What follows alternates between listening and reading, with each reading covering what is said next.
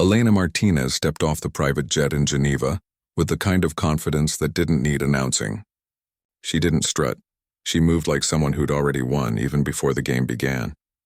Her black leather briefcase matched her heels, both polished to a shine that reflected the Swiss sky above. At 42, she'd built Viridian Global from a two-person startup in a San Francisco garage into a tech empire valued at over $30 billion. She didn't just lead companies, she rewrote the rules for them. This trip was supposed to be routine. A handshake, a few polite dinners, and the final signature on a $1 billion deal with a powerful Middle Eastern investment group. It was the kind of partnership that would cement Viridian's dominance in AI infrastructure across North Africa and the Gulf.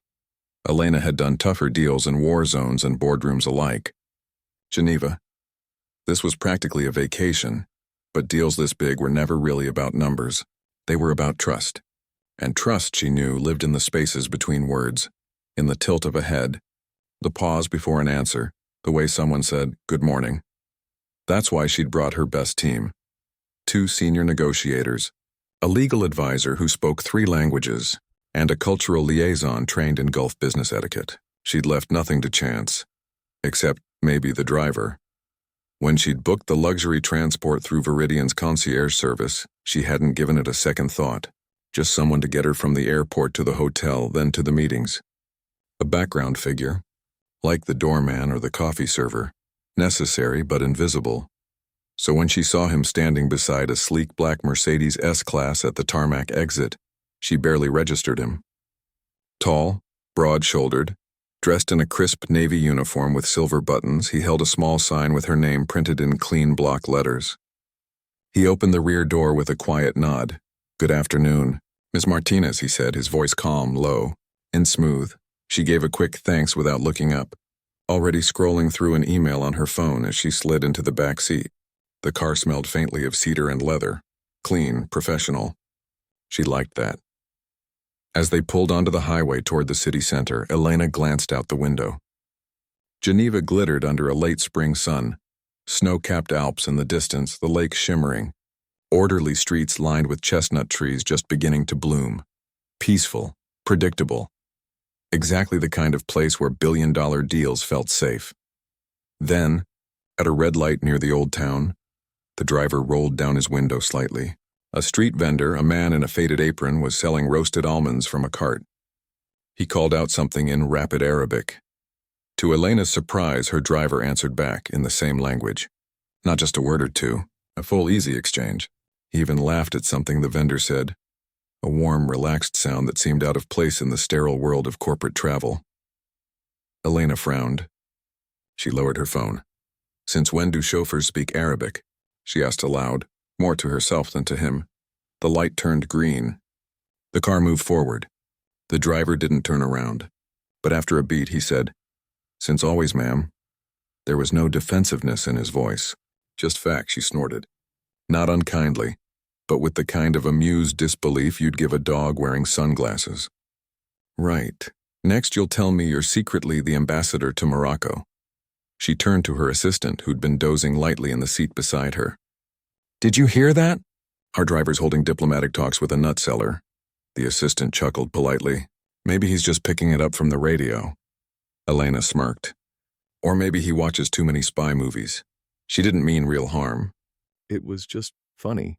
The idea that this man, hired to open doors and check tire pressure, could possibly navigate the complex dialects of the Arab world. Please. She'd spent 6 months prepping her team on regional nuances. They had consultants, native speakers, even a former diplomat on retainer. And this guy? He probably learned a few phrases from a language app. Still, something about the ease of his speech lingered in her mind. The rhythm, the intonation, it hadn't sounded rehearsed. But she pushed the thought away. She had bigger things to worry about. Like the fact that Sheikh Rashid Al-Mansour, the head of the investment group, had canceled their pre-meeting call that morning without explanation. That wasn't a good sign. By the time they reached the Hotel d'Angleterre, a grand, old-world palace of marble and chandeliers, Elena had forgotten the exchange entirely. She stepped out briskly, already dictating notes into her phone. The driver opened the trunk, retrieved her suitcase and briefcase, and set them neatly on the curb. "Will you be needing the car again this evening, ma'am?" he asked. "Probably not," she said, not looking at him. "We've got a strategy session in the suite. Just be ready by 8 a.m. tomorrow."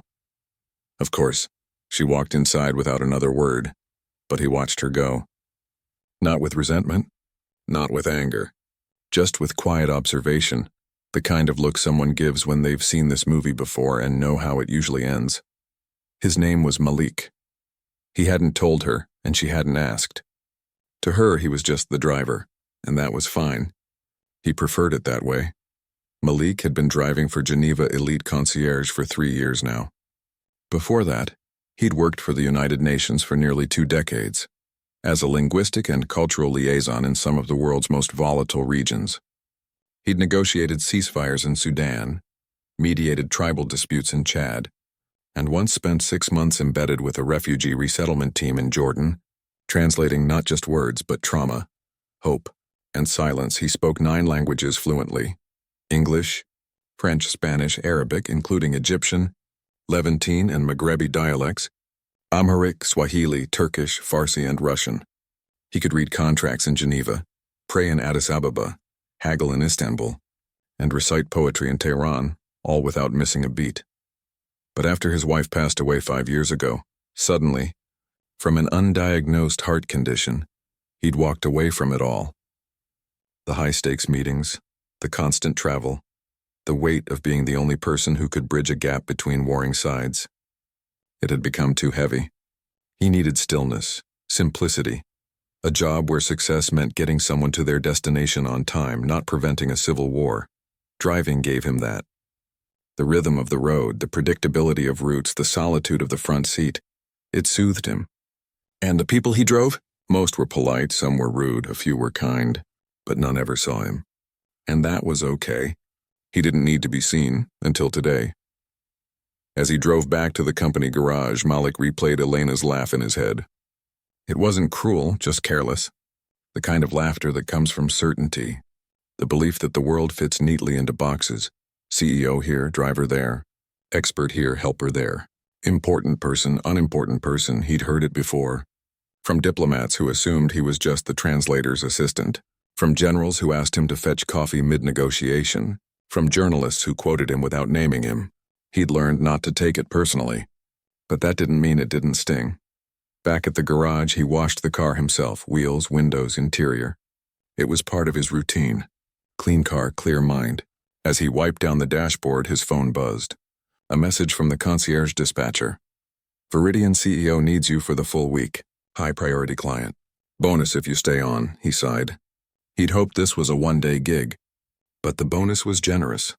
And honestly, he was curious. He wanted to see how this deal would unfold. He knew the players involved. He'd worked with some of them years ago. He knew the cultural landmines hidden in that contract, things even the best Western lawyers might miss. So he typed back, confirmed. Meanwhile, Elena was in her suite, pacing. Her team was gathered around a long table littered with coffee cups and printouts. The mood was tense. The Sheikh's team is upset about Clause 14, said her lead negotiator, a man named Greg. They think it implies we'll have unilateral control over data centers in Riyadh. It doesn't say that, Elena snapped. It says joint oversight with final arbitration in Geneva. Standard clause. Standard to us, Greg replied carefully. Not to them. In their legal tradition, final arbitration can sound like foreign imposition, especially after the colonial era. Elena rubbed her temples. So what do you suggest? Rewrite the whole thing? No, but we need someone who understands both systems. Someone who can phrase it in a way that respects their sovereignty while protecting our interests. She glanced at their cultural liaison, a young woman who'd studied Middle Eastern studies at Georgetown. Can you handle that? The woman hesitated. I can try, but I'm more familiar with policy than contract law. Elena exhaled sharply. Great. She walked to the window, looking down at the street below. People moved with purpose, tourists, bankers, diplomats. Everyone playing a role. Everyone believing they were the main character in their own story. She didn't notice the black Mercedes parked discreetly across the street, its driver leaning against the hood, sipping tea from a thermos, watching the hotel entrance with calm eyes. That night, Elena ordered room service and worked until 2 a.m. She reviewed every line of the contract, every email from the Sheikh's office, every note from her team. She was good at this. Better than good. She'd clawed her way up from nothing, raised by a single mom in Queens, worked 3 jobs through college, slept on couches while coding her first app. She didn't get here by being soft. She got here by being right, and she was right about this deal. She just needed to make them see it. But as she finally turned off the lights, one image kept returning. Her driver speaking Arabic like it was his first language, laughing with a street vendor like they were old friends. She shook her head. Ridiculous, probably just a coincidence. Or maybe he was from somewhere in North Africa. Lots of drivers were immigrants. That didn't make him a diplomat. Still, she made a mental note. Tomorrow, she'd ask the concierge service for his background. Just in case, not because she thought he could help, but because she hated surprises. And in her world, surprises were either opportunities or threats. She didn't yet know which this one would be. The morning sun in Geneva had a soft, golden quality, like honey poured over glass. Elena stood by the window of her suite, sipping black coffee, watching the city wake up. Her mood was tighter than usual. The night before, she'd barely slept, replaying every possible angle of the negotiation. She'd even dreamed about Clause 14, rewriting it in her sleep only to wake up more frustrated. Downstairs, right on time, the black Mercedes idled at the curb. The driver, still unnamed in her mind, stood beside the open rear door, hands clasped, posture relaxed but alert. He wore the same navy uniform, spotless as if he'd pressed it that morning. She noticed his shoes were polished too. Not flashy, just clean, professional. She gave a curt nod as she slid into the back seat. Headquarters first, then the Palais des Nations by 10. Yes, ma'am. As they pulled away, Elena opened her laptop, already typing an email to her legal team in New York.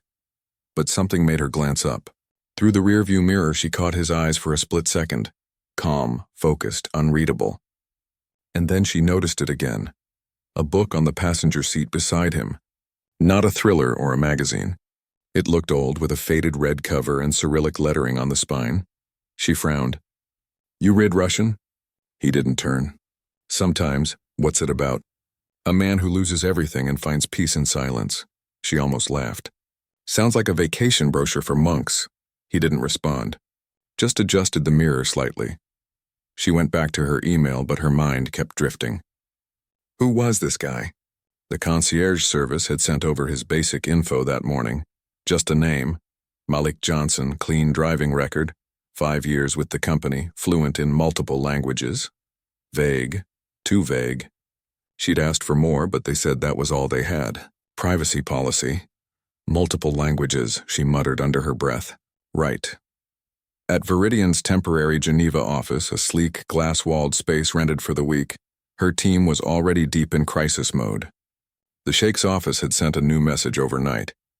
They wanted to add a clause requiring all AI training data to be reviewed by a local ethics board in each country. It was a non-starter. It would slow deployment by months, maybe years. Worse, it opened the door to political interference. They're testing us, Greg said, pacing. Seeing how much we'll give up before the ink dries. Elena leaned against the conference table, arms crossed. Or they genuinely don't trust us. And honestly, after some of the scandals in our industry, can you blame them? That surprised everyone. Elena wasn't known for empathy in negotiations. She was known for winning, but something had shifted. Maybe it was the sleepless night. Maybe it was the quiet certainty in that driver's voice yesterday. Or maybe it was just the weight of knowing that this deal wasn't just about profit. It was about building something that could actually help people in regions starved for tech investment. She'd said that in her pitch. She believed it. But belief didn't translate contracts.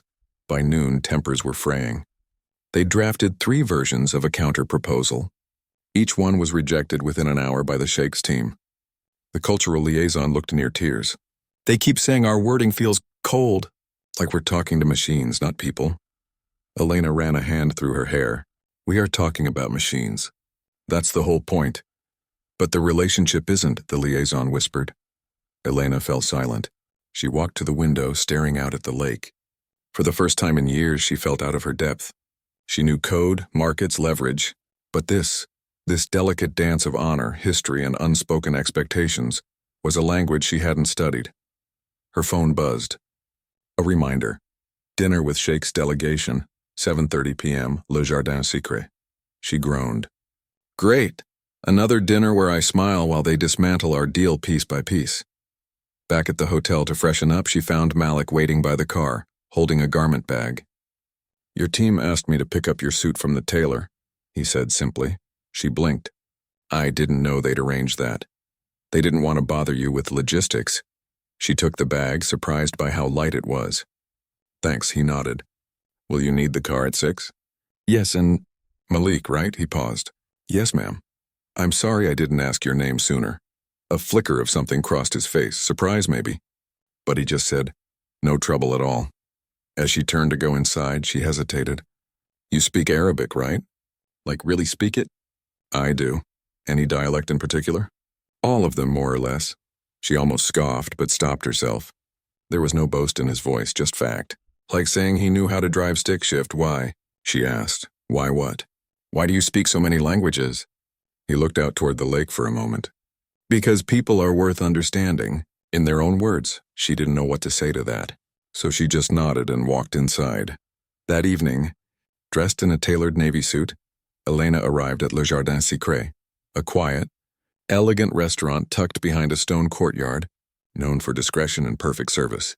The Sheikh's team was already there. 3 men in crisp thobes, 1 woman in a modest but stylish abaya, all seated around a long table. Sheikh Rashid himself stood to greet her. He was older than she expected, late 60s with kind eyes and a handshake that was firm but not showy. The dinner began politely. Appetizers of spiced lamb dumplings and saffron rice, soft music in the background, small talk about Geneva's weather, the beauty of the lake, the challenges of international travel.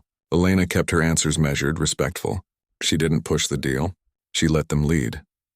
But halfway through the main course, grilled sea bass with preserved lemon, the mood shifted. The Sheikh's legal advisor, a sharp-eyed man with a neatly trimmed beard, leaned forward. Ms. Martinez, he said in smooth English, we appreciate your patience. But there is one matter that remains. Unclear. Of course, she said. Please, he glanced at his notes. In your latest draft, you propose that disputes be settled by an international panel based in Geneva. While we respect Swiss neutrality, our concern is this: who defines neutrality? In our history, many so-called neutral parties have favored Western interests. We cannot risk our sovereignty being interpreted through a lens that does not see us fully. Elena's throat tightened. This was the heart of it. Not the clause itself, but the fear behind it. She chose her words carefully. I understand that concern, and I want to assure you, our intention is not to impose, but to collaborate. The panel would include representatives from your region, but appointed by whom? The advisor pressed. Jointly. Jointly, he repeated, and then, without warning, he turned to the woman in the abaya and spoke rapidly in what sounded like a mix of Arabic and French, too fast for Elena to follow. The woman nodded, then added something in a dialect that was even quicker, almost musical. Elena's team exchanged nervous glances. Their interpreter, a young man hired locally, frowned, struggling to keep up. When he finally offered a translation, it was halting, uncertain. He sang, the joint appointments have failed before, because of hidden biases, and that true partnership requires shared language, not just shared documents. The Sheikh watched Elena closely, waiting. She forced a calm smile. We're committed to transparency. If you'd like, we can draft a new selection process together, tonight. But the advisor shook his head. It's not just the process, it's the spirit. You speak of partnership, but your words still carry the weight of empire. The room went quiet. Even the waiters seemed to pause. Elena felt heat rise in her chest, not anger, but shame. Because she knew deep down he was right. Viridian was an empire, and she was its general. She opened her mouth to respond, but nothing came. What could she say? Sorry we're powerful? That wouldn't fix it. Just then, the restaurant's front door opened. Malik stood there holding a small leather portfolio. He'd been waiting outside in the car as instructed. But he must have sensed something was wrong, maybe from the tense body language through the window, because he'd stepped inside without being called. He didn't approach the table. He just stood near the entrance, quiet, observant. Elena caught his eye, and in that moment something clicked. She turned back to the advisor. "Would you mind repeating what you just said? In your own words, slowly." The man hesitated, then spoke again, this time in Daria, the Moroccan dialect, thick with local idioms and cultural references. The local interpreter shook his head. I don't speak Daria. Only modern standard Arabic." Panic flickered in Elena's chest. This was it. The deal was slipping through her fingers, and she didn't even understand the words that were killing it. Then, from the doorway, a voice, calm, clear, and utterly fluent in Daria. "He's saying that true partnership isn't written in contracts but grown in trust, like an olive tree. You can't rush its roots, and if you plant it in foreign soil without understanding the rain it needs, it'll wither no matter how strong the trunk." Everyone turned. Malik stood there, hands at his sides, no hint of arrogance. He continued, switching seamlessly to formal Arabic. "He's not rejecting your proposal, Ms. Martinez. He's asking you to prove you see them, not as clients, but as co-gardeners." Silence. The advisor stared at Malik, eyes wide. Then he smiled, a real warm smile. "Anta min ween?" he asked. "Where are you from?" "Ana min Washington, Waladi," Malik replied gently. "I'm from Washington, my son. Bas tafahum al-luga ma ta'ani tafahum al-qalb." But understanding language means understanding the heart. The sheikh leaned forward, intrigued. "You are with Viridian?" "No, Your Excellency," Malik said. "I'm the driver." Elena's face burned. Not from embarrassment, but from the sudden, sharp clarity of her own blindness. The sheikh studied her for a long moment. Then he said, "Perhaps your driver understands more than your lawyers." Elena didn't argue. She just nodded slowly. "Maybe he does." The tension in the room didn't vanish, but it softened. The advisor gestured for Malik to join them. "Please sit. Help us speak properly." Malik glanced at Elena. She gave a small, almost imperceptible nod. As he took a seat at the edge of the table, Elena felt something shift inside her. Not just about the deal, but about everything she thought she knew. She'd spent her life believing that power came from control, from being the smartest person in the room. But here, in this quiet restaurant, real power looked like humility. Like listening. Like a man who drove a car by day and held centuries of human connection in his voice. The dinner didn't end with a signed contract. But it ended with something rarer, mutual respect. And for the first time in a long time, Elena didn't feel like the hero of the story. She felt like a student. And her teacher was the man she'd laughed at just 2 days before. The morning after the dinner at Le Jardin Secret, Elena woke before sunrise. Not because of an alarm, but because her mind wouldn't stop turning. She lay in the dim hotel room staring at the ceiling, replaying every word from the night before. The advisor's sharp critique, the sheikh's quiet observation, and most of all Malik's voice, calm and certain, translating not just language but meaning, history, even emotion. She'd never felt so exposed in a negotiation, not because she'd lost control, but because she'd realized she never truly had it. She'd been speaking a language of contracts and clauses, while the other side was speaking a language of trust and legacy, and the gap between them wasn't just professional, it was human. By 6 a.m. she was dressed, pacing the suite with a fresh cup of coffee. Her team wouldn't arrive for another 2 hours, but she needed to think. She needed to plan, and she needed to talk to Malik. She called the front desk. "Is my driver on duty yet?" "Yes, Ms. Martinez, he's in the lobby." She didn't hesitate. She grabbed her coat and walked downstairs. Malik was sitting in a plush armchair near the grand staircase reading. Not the Russian novel this time, but a thin paperback in French. He looked up as she approached, closed the book gently, and stood. "Morning," she said, her voice softer than usual. "Good morning, ma'am." She hesitated, then gestured to the chair beside him. "Do you have a minute?" He sat back down. She did the same, keeping a respectful distance. "I owe you an apology," she said, looking straight at him. "Last night, and the day before." I laughed. I assumed. "I didn't see you." He didn't flinch, didn't smile politely to ease the tension. He just met her gaze. "People see what they expect to see," he said. "It's not always malice. Sometimes it's just habit." That stung more than anger would have. Because it was true. She'd been operating on habit, on the unspoken rules of her world, where drivers didn't speak 9 languages, where power wore suits and sat at the head of the table, where expertise came with titles and corner offices. But you could have told me, she said. You could have said, I used to work for the UN, or I've negotiated in war zones. Why didn't you? He looked out the tall windows at the quiet street. Because once you tell people what you used to be, they stop seeing who you are now. I'm not that man anymore. I'm just me. And right now I drive a car. That's enough. She didn't know what to say to that. So she asked the only question that mattered. Will you help us today? He was quiet for a long moment. I'm not on your payroll, Ms. Martinez. I'll pay you whatever you want, double, triple, just be in the room with us. He shook his head slightly. It's not about money. It's about role. If I walk in there as your expert, it changes the dynamic. The Sheikh's team might think you're using me as a token, or worse, that you're trying to impress them with a hired voice. Then what do you suggest? He thought for a moment. Let me stay outside. If things get stuck, if someone says something your interpreter can't catch, call me in. But only if it's real. Not for show. She nodded slowly. Okay, that's fair. He stood. I'll be in the car. Ready when you are. The final negotiation was scheduled for 10 a.m. in a private conference room at the Palais des Nations, the historic UN headquarters in Geneva. The building itself felt like a reminder.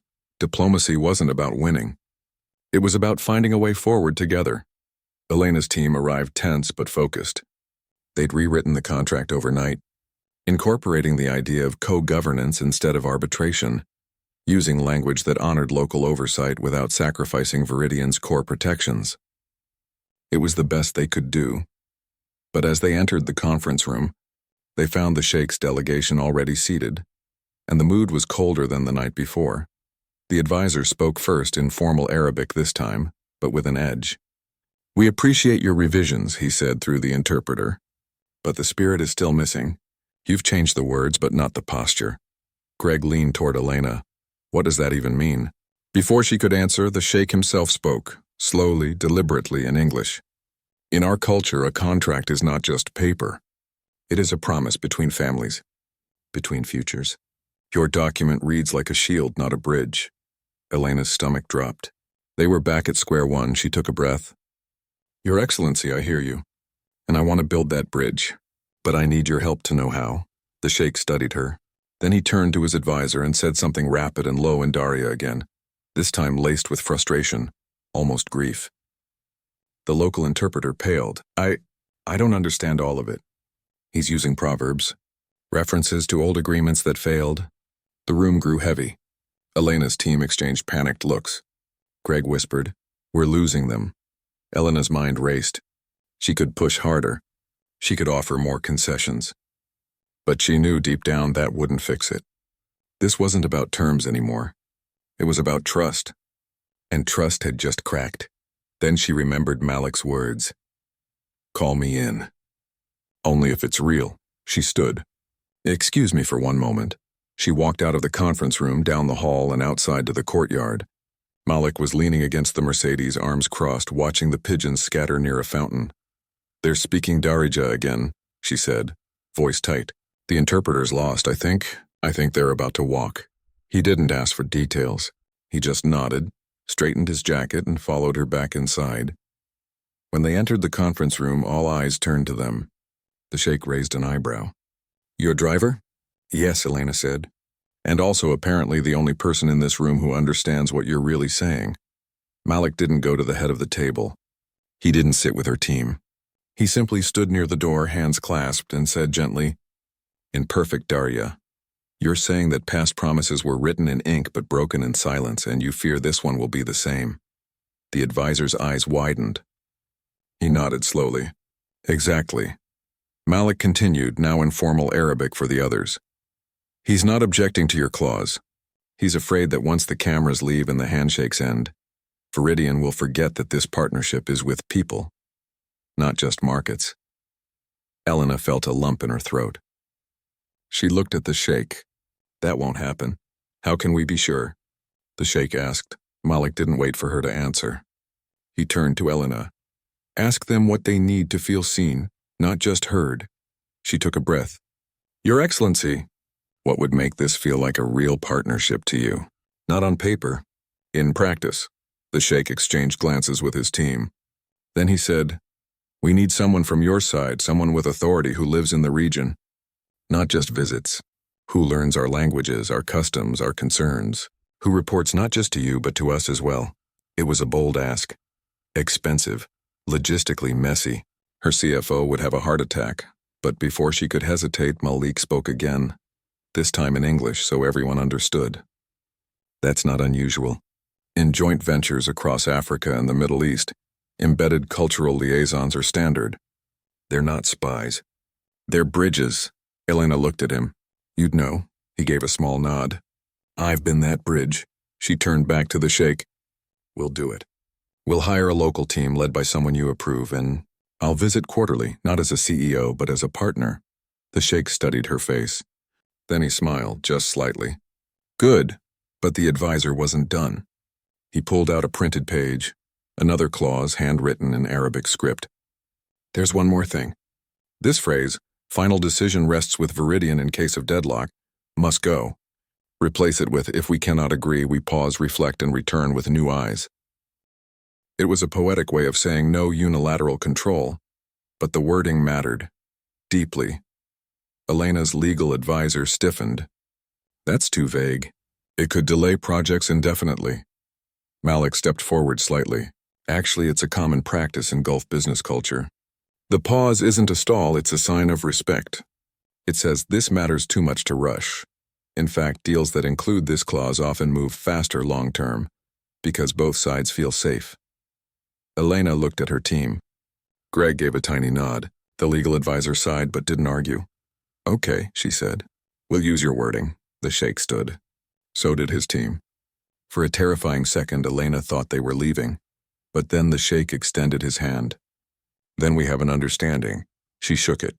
Warm, firm, real. As the delegation left to prepare the final documents, Elena's team erupted in quiet cheers. Greg clapped her on the shoulder. You did it, but she shook her head. She turned to Malik, who was already backing toward the door.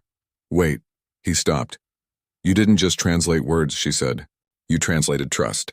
He looked down, almost shy. I just spoke the truth in a language they recognized. No, she said. You saw what we couldn't, and you stepped in when it mattered. He met her eyes again. Anyone would have done the same. I doubt it. A silence settled between them, not awkward but full, like after a storm passes and the air feels cleaner. Then she asked, why did you come back in? You didn't have to. He thought for a moment. Because I've seen too many good things fail. Not because people were bad, but because they didn't understand each other. And this could be something good. She didn't know how to respond to that. So she just said, thank you. He nodded. I'll be outside when you're ready to go. As he left, Elena stood alone in the empty conference room, the morning light streaming through tall windows. She looked at the table, scattered with papers, half-empty water glasses, the ghost of tension still in the air. For the first time, she didn't feel like she'd won a deal. She felt like she'd been given a gift, and the man who gave it to her was waiting by a car, ready to drive her back to her hotel as if none of it had happened. But everything had changed. Later that afternoon, while the legal teams finalized the contract, Elena sat in the hotel lounge with a glass of water, watching the street. Malik was parked across the road, engine off, reading again. She walked over. He looked up as she approached. Can I ask you something personal? She said, sure. Why did you leave the UN? If you don't mind me asking. He closed his book, looked out at the lake. My wife, she got sick. Very suddenly. One day she was fine, the next. Gone. I was in Sudan at the time. Missed the last week of her life. When I came back, I realized I'd spent 20 years solving other people's crises while ignoring my own home. He paused, so I stopped. Not because I didn't care anymore, but because I needed to remember how to be human, not just useful. Elena felt tears prick her eyes. She didn't wipe them away. I'm so sorry, he nodded. Thank you. They stood in silence for a while. Then she said, you're still useful. Maybe more than ever. He smiled faintly. Maybe. That evening the contract was signed. Not in a grand ceremony, but in a quiet room with coffee and dates. The sheikh shook Elena's hand again, then turned to Malik. You have the tongue of a diplomat and the heart of a neighbor. Don't hide it, Malik bowed his head slightly. I'll try not to. Back at the hotel, Elena couldn't sleep. She kept thinking about what Malik had said about being human, not just useful. She'd built her life on being useful, on being indispensable. But was that enough? She walked down to the lobby again. Malik was still there, packing his things. His shift was over. Going home? She asked. For now. She took a deep breath. What if I offered you a real role? Not just for this deal. For Viridian, head of global cultural strategy. You'd shape how we enter new markets, how we build trust, how we listen. He didn't say yes, didn't say no. Why? Because the world doesn't need more CEOs who talk. It needs more people who understand. He looked at her for a long time.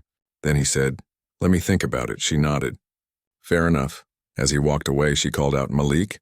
He turned. Thank you. For seeing us when we couldn't see ourselves, he gave a small, quiet smile. That's what neighbors do, and with that, he disappeared into the Geneva night, leaving behind a billion-dollar deal, a changed CEO, and the quiet truth that sometimes the most important voices come from the backseat. The days after the deal was signed should have felt like victory. Champagne, press releases, backslaps from the board. But for Elena, the quiet that followed was louder than any celebration.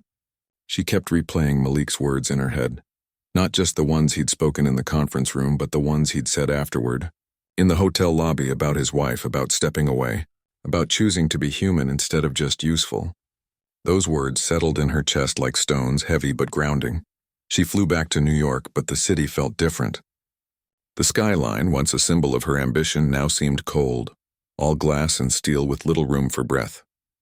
Her office, with its floor-to-ceiling windows and minimalist furniture, suddenly felt like a museum exhibit titled, Success, a Life Without Softness. She tried to dive back into work, emails, strategy calls, investor updates, but her focus kept slipping. Every time she read a contract clause or reviewed a market entry plan, she'd wonder, does this sound like a shield or a bridge? She'd catch herself using phrases like leverage and dominate and cringe. When had language become so sharp? One evening, alone in her apartment overlooking the Hudson, she opened her laptop and typed Malik's name into a search engine. Not out of curiosity, out of respect. She wanted to understand the man who'd quietly reshaped her worldview. What she found surprised her. Not much at first, just a few old UN press releases from a decade ago. Blurry photos of humanitarian missions in Darfur, a conference on refugee education in Amman. In one image, he stood beside a group of local leaders, not in front, not center, but slightly to the side, listening. His expression was calm, attentive. The caption read, Cultural Liaison facilitates dialogue between tribal elders and aid agencies. She clicked deeper. An archived interview from a Swiss radio program years ago. His voice, so familiar now, spoke about language not as a tool, but as a doorway. When you speak someone's mother tongue, he'd said, you're not just saying words. You're saying, I see your childhood. I honor your ancestors. I'm willing to meet you where you live. She listened to the whole thing. Twice. The next morning she called Geneva Elite Concierge. Not to book a car. To ask a favor. I'd like to speak with Malik, she said. If he's willing. There was a pause. He's not currently on our active roster, Ms. Martinez. Her heart sank. Did he quit? No, he's on personal leave, but I can pass along a message. Please tell him I'd like to talk. Not about business, just talk. 2 days later, an email appeared in her inbox. Short, simple, no subject line. I'll be in New York next week. Coffee? She replied instantly. Yes, my treat. Wherever you'd like. They met in a small cafe in Brooklyn, not Manhattan, not near her office, but in a quiet neighborhood with brick buildings and trees lining the sidewalk. He arrived on foot wearing a dark sweater and jeans, no uniform, no pretense. He looked younger without the chauffeur's cap, more relaxed, but his eyes still held that quiet depth. She stood as he entered. You came. I did. They ordered coffee, black for him, oat milk latte for her, and sat by the window. For a while neither spoke. The silence wasn't awkward. It felt like two people catching their breath after a long run. Finally, she said, I've been thinking a lot about what you said, about being human, not just useful. He stirred his coffee slowly. It's easy to forget in your line of work. Is it that obvious? She asked with a half smile. You built an empire, he said gently. Empires don't run on feelings. They run on systems, on efficiency, on people who never question the machine. She looked down. I thought I was changing the machine. Making it better. You were, he said. But even the best machines can't hold a human heart. She nodded. So what do I do now? He leaned forward slightly. You don't have to tear it all down. But maybe build rooms inside it where people can breathe, where mistakes are forgiven, where someone can say, I don't understand, and not be punished for it. She thought about her team, the late nights, the pressure, the fear of falling behind. I've been part of the problem, haven't I? You've been part of the system, he corrected. There's a difference. They talked for hours. Not about Viridian, not about deals, but about life, about loss, about purpose, about the strange comfort of routine after grief. He told her how, after his wife died, he'd drive for hours just to hear the hum of the engine, something steady in a world that had gone silent. She told him about growing up in a tiny apartment with a mother who worked double shifts, how she'd promised herself she'd never feel powerless again, and how that promise had become both her fuel and her cage.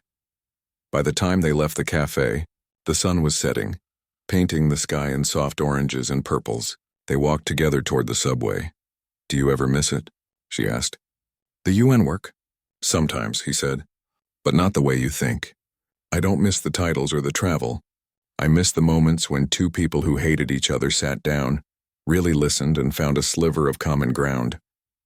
That's the magic, not the handshake. The shift. Inside. She stopped at the subway entrance. What if I asked you to help me create more of those moments? Not as a driver, not as a translator, as a partner. He looked at her, really looked at her. Why me? Because you see what I can't, and because you care enough to speak up even when it's not your job. He was quiet for a long time. Then he said, I'd need full authority, not just to advise, but to challenge, to say no when something feels wrong, even if it's profitable. I'd expect nothing less. And I'd want to hire people like me, people with lived experience, not just degrees. Former teachers, community leaders, even refugees who've rebuilt their lives. People who know what it means to be on the other side of a contract. Done. He studied her face. You're serious. I've never been more serious, he nodded slowly. Then yes. I'll do it. She didn't hug him. Didn't shake his hand. She just said, thank you for saying yes. And thank you, he said, for finally asking. The next week, Elena called an all-hands meeting at Viridian headquarters. Not the usual quarterly update. Something different. She stood on the main floor, no podium, no slides, just her and 300 employees gathered in the open atrium. I made a mistake, she began.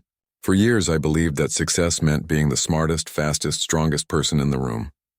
I built a company that rewarded that mindset, and in doing so, I missed something essential. She paused. Last month in Geneva, a man who drove my car, someone I barely noticed, saved $1 billion deal not with data or strategy, but with empathy, with language, with a simple act of seeing people as they are, not as obstacles or opportunities. A murmur ran through the crowd. He reminded me that business isn't just about transactions, it's about trust, and trust isn't built in boardrooms. It's built in the spaces between words, in the willingness to listen, to learn, to admit you don't have all the answers. She took a breath. So today I'm announcing a new role at Viridian, Head of Global Cultural Strategy, and the first person to hold it is the man who taught me this lesson. She stepped aside. Malik walked in, not in a uniform, but in a simple suit, calm as ever. The room fell silent. He didn't give a speech. He just said, I'm here to help us do better, not just for profit, but for people. Then he turned to Elena and added, starting with us. After the meeting, employees lined up to speak with him, not to pitch ideas, but to share stories. A woman from Lagos talked about how Western tech companies kept misreading local needs. A man from Mumbai described being told his accent was too strong for client calls. A young intern from rural Mexico said she'd never seen someone who looked like her in a leadership role. Malik listened to everyone, took notes, asked questions, didn't promise fixes, just understanding. That night, Elena sat in her office reviewing the first proposal from Malik's new team. It wasn't a marketing plan or a growth forecast. It was a framework for ethical market entry, a set of guidelines requiring Viridian to partner with local educators, hire regional ethics advisors, and measure success not just by revenue, but by community impact. At the bottom, in his handwriting, he'd added, "Trust is earned in drops and lost in buckets." She smiled. Then she picked up the phone and called her board chair. "We're changing how we do business," she said. "And it's going to cost more, take longer, and feel messy. But it's the right thing." The chair was silent for a moment. "Who's this? Elena Martinez?" "Yes," she said. "But maybe a slightly wiser version." Back in Brooklyn, Malik sat on his small balcony sipping tea, watching the city lights flicker on. He hadn't planned to return to this world. But something about Elena's apology, her willingness to be wrong, to change, had reminded him why he'd done this work in the first place. Not for glory, not for titles, but because connection matters. His phone buzzed. A message from his sister in Atlanta. "Heard you're back in the game. Proud of you," he typed back, "not back. Just found a new way to serve." He looked up at the stars, faint but there even in the city, and thought of his wife. He hoped she'd be proud too. Meanwhile, across town, Elena opened a drawer in her desk and pulled out a small notebook. On the first page she wrote, "Lessons from the back seat," and under it, in careful letters, "Listen more than you speak. Assume nothing. Brilliance wears many uniforms. $1 billion means nothing if you lose your humanity." She closed the book, turned off the lights, and for the first time in years went home early, just to be still, to breathe, to remember that she too was human. 6 months after the Geneva deal, Viridian Global held its annual leadership summit, not in a glass tower in Manhattan, but in a sunlit community center in Marrakesh. The change was intentional. Malik had insisted, if they were going to talk about global partnership, they should do it on shared ground, not corporate soil. The room was filled with people who, a year ago, would never have shared the same space. Tech executives in linen shirts sat beside local educators, women's co-op leaders, and young developers from Casablanca and Dakar. There were no name tags with titles, just first names and the cities they called home. The air smelled of mint tea and orange blossom, and the only presentation slides were hand-drawn on large sheets of paper taped to the walls. Elena stood near the back, watching. She wasn't center stage anymore. She hadn't been for a while, and she didn't miss it. Malik walked over holding 2 cups of tea. "You look like you're thinking hard," he said, handing her one. "Just remembering how this all started," she replied, smiling. "You, me, a street vendor, and my terrible sense of humor." He chuckled. "You weren't that bad, just human." "That's the point, isn't it?" she said. "We're all just trying to be less wrong." The summit wasn't about profits or product launches. It was about listening. Each morning, small groups gathered to discuss what ethical tech meant in their communities. In Senegal, it meant offline access for farmers. In Jordan, it meant privacy protections for refugee families. In Oman, it meant designing interfaces that respected local customs around gender and communication. Malik didn't run the sessions. He moved between them, sometimes speaking, often just listening, always making space for others to lead. Elena noticed how people leaned in when he spoke, not because he demanded attention, but because he gave it so freely. Later that day, during a break under the courtyard's olive trees, a young woman from Tunisia approached Elena. She was part of a startup. Viridian had recently funded a platform that used AI to preserve endangered Berber dialects. "I just wanted to say thank you," the woman said, her voice soft but steady. "Before Malik joined your team, I sent 3 proposals to Viridian. All rejected. They said my market was too small, but now, you're not just funding us, you're learning from us." Elena felt a lump in her throat. "That's all Malik's doing." The woman shook her head. "No, it's yours too. You chose to change. That's harder than writing a check." After she walked away, Elena turned to Malik. "Did you know she'd say that?" "No," he said. "But I hoped she'd feel seen." That evening, the group shared a meal on low tables, eating with their hands, laughing over stories of failed prototypes and unexpected breakthroughs. No one checked their phones. No one mentioned stock prices. For a few hours, they were just people, curious, kind, trying to build something that mattered. Back in New York a week later, Elena sat in a different kind of meeting. This one was with her board of directors. The mood was tense. Quarterly earnings were strong, but growth in new markets was slower than projected. Some investors were getting nervous. "We're spending too much time on community engagement," one board member said, tapping a report. "It's noble, but it's not scalable." Elena didn't argue. She just opened her laptop and played a short video, unedited, shot on a phone. It showed a classroom in rural Morocco. Children, ages 8 to 12, were using Viridian's new offline learning tablets, speaking in Tamazight, recording stories from their grandparents, translating them into simple code. One boy looked into the camera and said, "Now my language won't disappear." She let the silence settle. "Scalable?" She finally said. "Maybe not in the way we used to measure it. But sustainable? Yes, human. Absolutely. And if we lose that, what's the point of scaling anything?" The room was quiet. Then the oldest board member, a man who'd been with Viridian since its garage days, nodded slowly. "You've changed, haven't you?" "I hope so," she said. "For the better." The next month, Viridian launched its first cultural impact report alongside its financial one.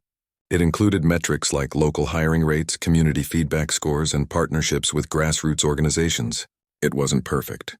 Some critics called it PR, but others, especially younger employees and global partners, called it a start. Malik's team grew, not with MBAs, but with teachers, translators, former aid workers, even a poet from Nairobi who helped rewrite user agreements in plain, respectful language.